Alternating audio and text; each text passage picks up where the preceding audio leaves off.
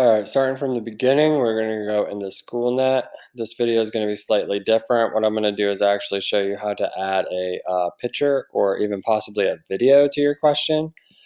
And that's going to be kind of my focus. I am going to do an ELA question again. This is an 8th grade question. So I'm going to come down, I'm going to go through my steps, go to Items, Rubric, Passage, and hit Create. There are multiple choice question again. So I'm going to go ahead and hit multiple choice.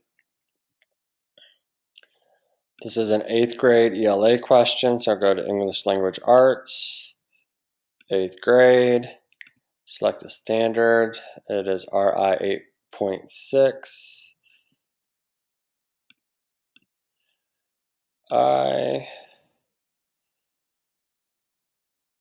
8.6. I'm going to go ahead and hit save and close. So when I come up here and I look at the question that's created, I do have this title. So I'm going to copy that.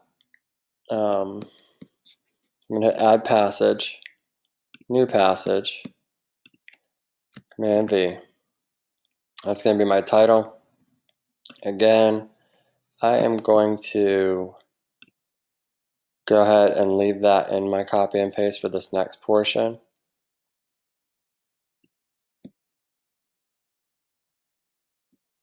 I like to find the bottom and actually copy and paste up. It's quicker. Hit Command C.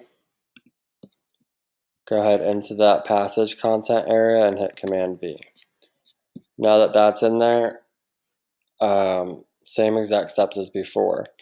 But there is this teacher instruction portion where I can add some information. And in this question, there is this own words portion. I can copy and paste that in there like that, or I can actually go ahead into this and I can take a screenshot of this picture if I don't want to do all of that, or say I can't copy and paste this one. It might be a graph or a picture of a kid staring at something, or I saw that on one of the questions. I'm just going to go ahead and save it. When I go back to the create, I'm going to go down. I'm not going to try to copy and paste the picture in here. It will actually let me do that. However, it doesn't always show up when the kid takes the test. So I'm going to come down here where it says picture, and I'm going to go ahead and insert an image.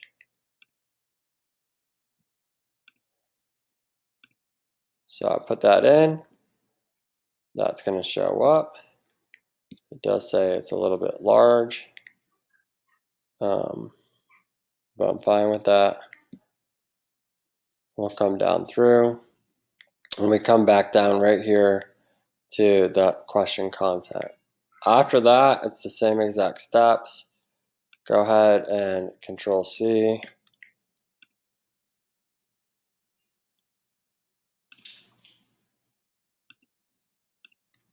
Control V.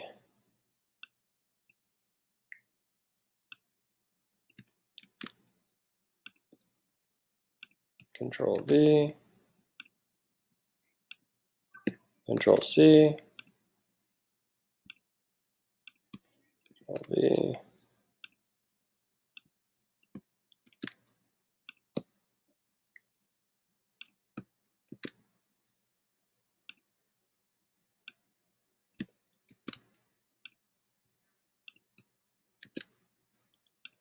And on the bottom of theirs, they put their answer. So that answer is A.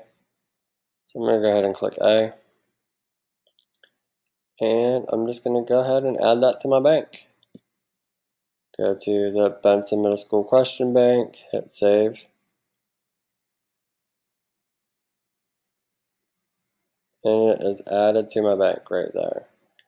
So again, if I want to add the next question to it, I just come down, create. It's another multiple choice question.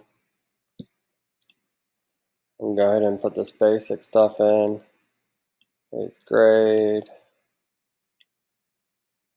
R, I, 6. Save. I'm going to go ahead and hit link to passage. And that's my passage right there. I'm going to link it. Now I just go back to the question. Question number 2.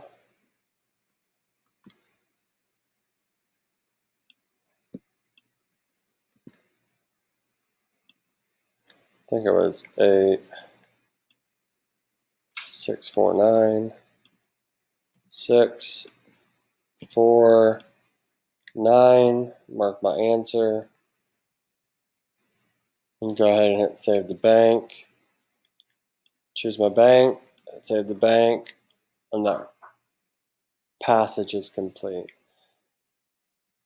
The last thing I want to show you in this video is that if I go ahead and create another question, and this question I'm just going to use as just a random question, and I can do an open response question for it and show you what that looks like.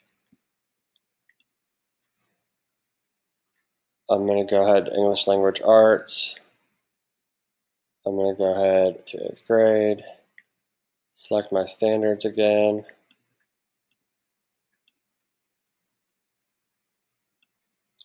Save and close. I'm going to add a passage, link that to the passage that I was just using. It does tell me how many passages I already have up there, so I'm going to link it to this passage. Okay. And then all for this one I have to do is I can simply put in the question. So let's say this was an open answer question.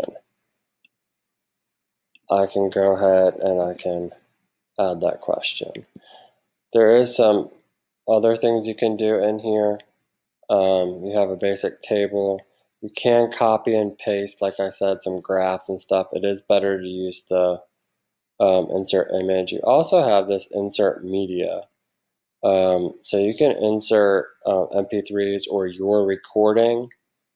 So I could record a lesson and ask a question on them, and they could answer based off of that question. So there's a lot of applications with this. On this, you can go ahead and you can add a rubric.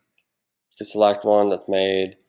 You could also add maximum and minimum points. But this is the only one that it will not automatically grade. You will have to go back into the student's test and grade this one itself. And then you just simply hit save to bank.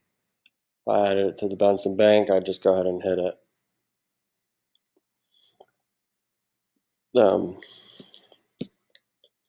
The next video I'll try to show how to go ahead and actually create a test once you can go ahead and get an assessment bank, and how to create the Marzano assessment banks for you guys.